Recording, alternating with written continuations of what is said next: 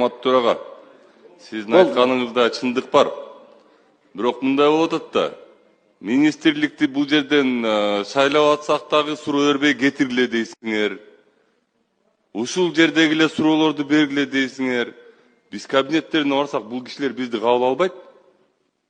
Сүйлөшкөндөр таптакыр башкача биз менен. Мына азыр деле күлүп жылмайып отурбайбы мынакей. Мына Нурдан Көмелович мынакей отурат. Анан кийин биз ушул жерде биз эл өкүлүбүз. Разный вопросторду алгыла дейсиңер. Мындай биз эл үчүн бир нерсе кылабызбы же ушул жерде добуш берип эле кнопканы басып эле отура беребизби? Мисалы мектептердин немелер, крышалары кулуп атат. Нурдан мырза, мен сиздин ордуңузда болсом мынтип күлүп отурмак эмесмин. Менин көзөмөлүмдө болсо ошол нерселерчи. Биз эл өкүлүбүз, биз берки тараптабыз. Урматтуу төрага. Булардын аркы тарапта бул оюн ушундай, бул мамлекеттин эме структурасы ушундай. Биз буларга суроо берип туруп, ошол суроолорду алышыбыз керек жобузда. Антпесек мектептерибиз кулаган боюнча кулай берет. Мен түшүнүп атам, биз, конечно, ошол жердеги эле суроону беришибиз керек. Бирок башка дагы возможность бербей атпайсыңарбы? Комитетке деле бардым менчи. Комитетке деле бардым, ал жериңерге деле бардым. Ал жерде деле ушундай эле төрагалар менен урушуп кете жаздайм. Мындай, коллегалар, акыл үйрөткөн болбойм, бирок биз эл өкүлүбүз, унутпагыла эч качан. Рахмат. Урматтуу мекендештер, Москва шаарынан Кыргызстандын бардык аймактарына жүк ташуу кызматы, үй тиричилик буюмдары, шаймандар кандай гана жүктүн түрү болбосун, арзан баада каалаган өлчөмдө, ишенимдүү жана өз убагында жеткирип беребиз. Жүктөр Москвадан Бишкек шаарына келип таратылып, андан бери Ысык көл, Жалал-Абадка, Ошко келип, Баткенге да жөнөтүлөт. Москвадан Кыргызстанга аптасына 2 жолу жолго чыгабыз. Сиздин жүктөрүңүз биз менен ишенимдүү жана тез жетет. Анан бул жерде көйгөй, мен ойлойм, айдоочулук күбөлүктү берген органда болуп атат. Бүгүн 10 айга эмес, 10 жылга чозсо дагы маселе анда эмес, маселе айдоочулук күбөлүктү берип аткан органда. Ошол күбөлүктү ал кандай сапаттуу билим алып атабы, сапатсыз билим алып атабы, аны өткөрбөй коюш ал мекеменин өзүндө да.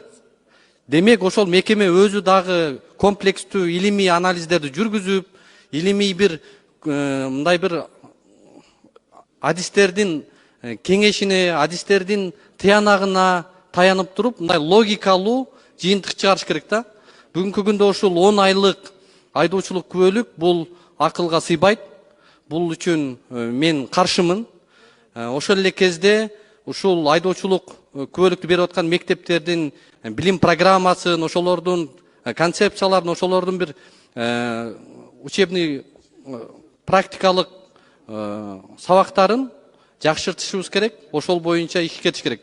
Бирок мен ойлойм, азыр бул көйгөй мекеменин өзүндө болуп атат.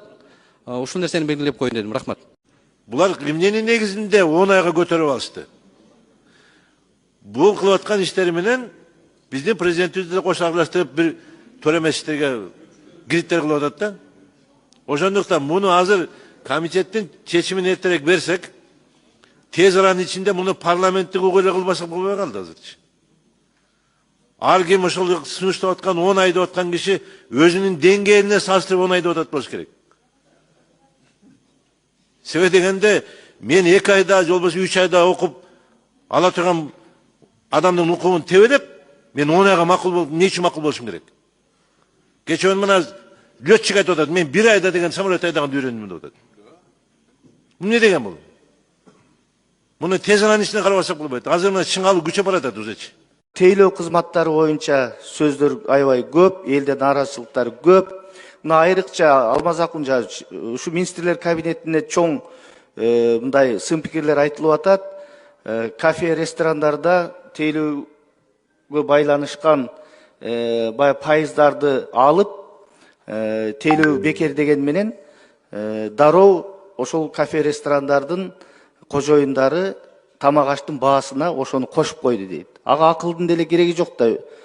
10%, 15%ды кошуп койду, алар уттурган жок. Карапайым элдин чөнтөгүнө эч кандай бул таасир эткен жок. Ошон үчүн ушундай кадамдарды жасаарда мындай анализ кылып жасаш керек да, жөн эле жасап койбой. Мына ушул маселени да караш керек. Бизде бүгүнкү күндө такси кызматы болобу, чач тарач болобу, кафе, ресторандар болобу, бүт бардыгы дүйнөлүк чоң ири борборлордон да ашып кетти. Баалар аябай кымбат. Эл аябай нааразы буга. Министрлер кабинети татыктуу иш алып барбай жатат бул боюнча. Министрлер кабинетин биз мына атайын ушул февраль айына чакырып, ушул маселелер боюнча биз парламентте карап угушубуз керек. Элдин үнүн ушул жерде биз ачык талкуулашыбыз керек. Нааразычылыктар аябай көп бүгүнкү күндө. Oğlum umarım açardan berinizdir. Ballarınızlar uğurlasın. Duanızlar kabul olsun. Allah'ım cengilsin o versin. Oğlumdun kıynalıp yaşadanını kalavay dilim. Benim balam da balların katarında oynamadı kalay dilim. Allah'dan surap hiç ümitim üzülmeyin. Balam basıp ketedi de bir şey demin. Умар катуу орун менен күрөшүп жаткан кичинекей жигит. Ал кымбат дарылануу жана айыгууга мүмкүнчүлүк алуу үчүн сиздин жардамыңызга муктаж болуп турган учуру. Сиз берген ар бир сом Умарды дени сак жана бактылуу жашоого жакындатат. Сооп иш кылуу менен бирге Умарга орну жеңүүгө жардам бериңиз. Ар бир берген сомуңуз үчүн Аллах ыраазы болсун. Биз мына ошол комитеттин мүчөлөрү менен бирге ал гимндин текстин дагы, музыкасын да уктук, көрдүк, окудук, бирок тилекке каршы биз ойлогондой татыктуу гимн жазылган эмес. Андыктан биз ошондой чечим кабыл алдык. Комитеттин эле кароосунда буну артка кайтаруу боюнча. Биздин максат бүгүнкү күндө эптеп эле бүгүнкү ырдалып аткан гимнди өзгөртүү эмес. Биз келечекте кыргыз эли 7 жашар баладан 1 класстын окуучусунан 70-80деги карыяга чейин эркин гимнди бардыгы ырдаш керек жана текст да ошого ылайыктуу жазылыш керек деген максат. Анан мен мына гимн жаза турган кийинки конкурска катыша тургандарга айтып коет элем. Мына бардыгы марш түрүндө жазылганда бул маршты бардыгы ырдай албайт. Ошон үчүн эркин болуш керек. Жанагы кыргыз жерине окшогон, мекенин мейкинге окшогон мындай эркин жазылыш керек. Музыкасы дагы биз баягы советтик түзүлүштөгү марш стилинен кетишибиз керек. Мына ошондо өзүңөрдү убара кылбай ушундай эркин жазсаңыздар, биздин бардык жарандарыбыз жеке эле бир мамлекеттик же саясий иш-чараларда эмес, ар кандай мааракелерде, тойлордо да ырдай тургандай гимн болуш керек. Биз максатыбыз ошол. Ошондуктан биз аны четке кактык. Сөзсүз конкурс уланат. Бардык Кыргызстандын жарандары катышууга толук акысы бар. Аны үчүн атайын байгелерди да урматтуу президентибиз менен биргелешип чечип койгонбуз. Все вы стали свидетелями, как директор органа по выдаче водительских удостоверений не смог четко и ясно сформулировать свою позицию по поводу предлагаемых реформ. Позавчера со всей республики съехались представители автошкол, более 100 человек. Я ездил с ними навстречу, они так и не дождались директора для того, чтобы получить объяснение по поводу этих реформ. Вчера он был приглашен в Джорку Кенеш, но, к сожалению, не явился.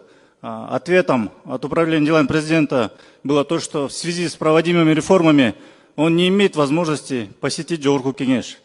Но представители автошкол пришли в Джорку Кенеш, мы с ними провели встречу в течение 2 часов, я их слушал. И сейчас хочу сказать, как человек, который долгое время боролся с коррупцией в силовых структурах, то что проблема с выдачей водительских удостоверений, она образовывалась на стыке автошколы и государственных органов. И сейчас МВД вместо того, чтобы поддерживать 10-12-месячное обучение, они должны принести извинения народу за то, что допустили коррупцию и выдавали, точнее продавали водительские удостоверения на протяжении долгих лет. Сейчас крайне неправильно закрывать частные автошколы и монополизировать выдачу водительских удостоверений, обучение. Дело в коррупции именно в государственных органах, а не в обучении, в его качестве. Я хочу, чтобы этот вопрос вернули на переосмотрение, потому что сегодня в народе очень большое недопонимание в связи с этим. И государственные органы выглядят крайне негативно. Поэтому, если директор не может объяснить свою позицию государства в этом плане, то пусть другой человек придет тогда объяснит.